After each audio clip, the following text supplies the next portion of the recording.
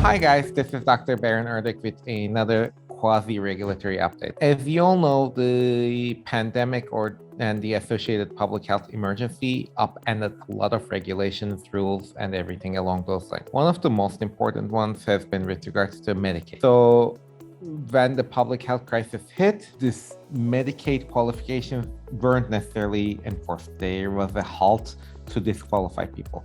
So before the public health emergency, states regularly reviewed whether people still qualified for the Medicaid safety net based on their income, their age, their disability status, whatever those qualifications may have been in particular states.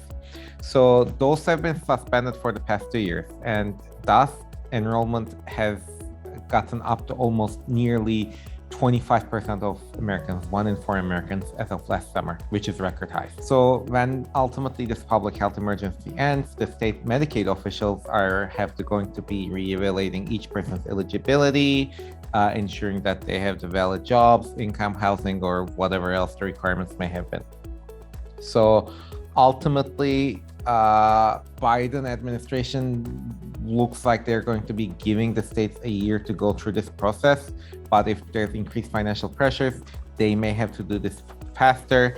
And for example, in Colorado, officials have stated that about 30 to 40% of people are at risk of losing their Medicaid coverage.